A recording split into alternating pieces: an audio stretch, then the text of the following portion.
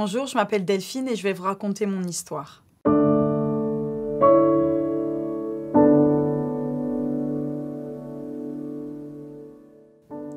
Je suis née dans un foyer où régnait la paix, l'amour, la joie et la foi. Mes parents avaient tous les deux vécu une expérience forte avec le Seigneur et nous ont enseigné dans la foi, dans l'amour et nous ont appris à connaître Dieu depuis que nous sommes enfants. Le premier miracle dans ma vie s'est passé alors que je n'existais pas encore. Ma maman était stérile et elle priait pour que Dieu la guérisse. Et elle avait fait une prière particulière. C'était que si un jour Dieu la guérissait, elle réserverait ses enfants pour Dieu. Donc j'ai grandi avec cette promesse et cette prière exaucée. Mes parents ont eu ma grande sœur et ensuite moi la deuxième.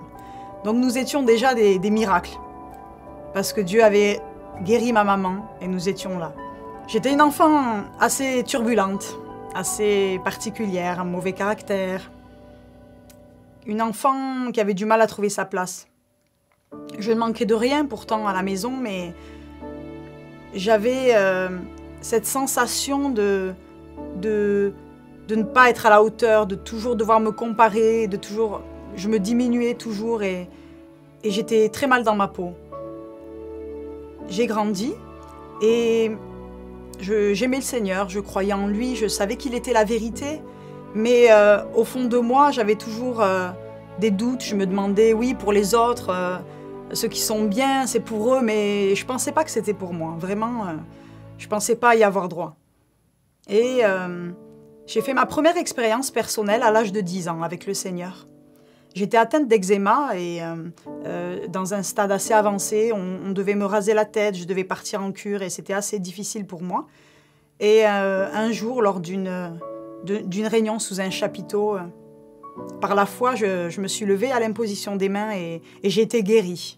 Je n'ai plus jamais eu d'eczéma, je n'ai plus eu à faire des cures, tout ça. Ça a été vraiment ma première expérience avec le Seigneur. Mais j'avais été guérie, mais je n'étais pas sauvée, je n'avais pas accepté Jésus comme mon sauveur personnel.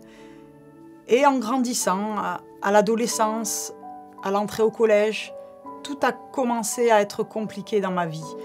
Ce mal-être, ce vide que je ressentais au-dedans de moi, ce manque de confiance, ce besoin de se comparer puis de se diminuer, ça n'a fait qu'augmenter.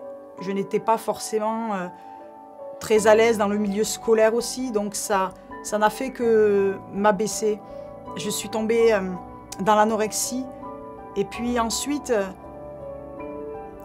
tout ce que je trouvais à faire, tout ce que je pensais pouvoir m'apporter un petit peu de bonheur, de confiance, de réconfort, petit à petit, j'ai laissé toutes ces choses rentrer dans ma vie, que ce soit la drogue, que ce soit les mauvaises relations, les mauvaises fréquentations. Et c'est vrai que je pouvais donner l'image de quelqu'un d'épanoui.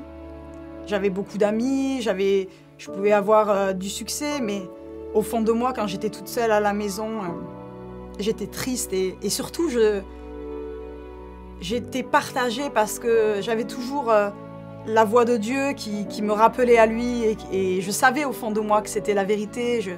J'avais envie de lui donner ma vie, j'ai toujours eu envie, je croyais, je savais ce qu'il avait fait pour moi, pour mes parents.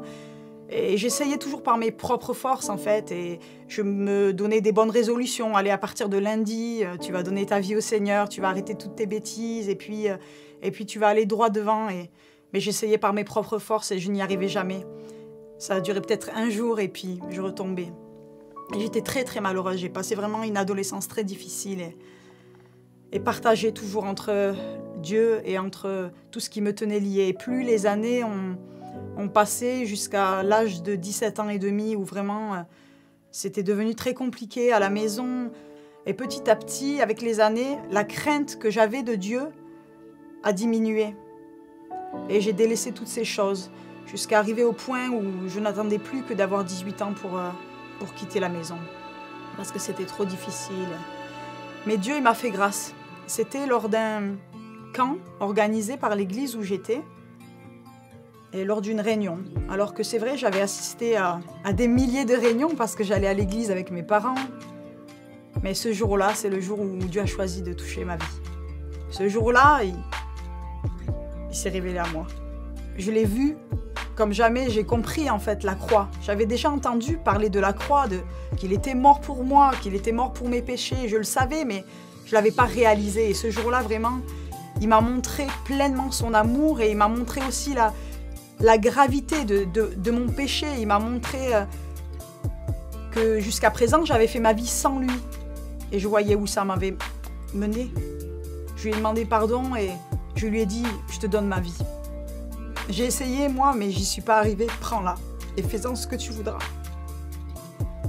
Et j'ai senti son amour et la conviction. Parce que déjà, auparavant, plusieurs fois, Dieu m'avait touchée. Mais là, j'ai senti la conviction que j'étais pardonnée. La conviction que j'étais enfant de Dieu, que j'étais à lui. Et cette paix qui nous remplit,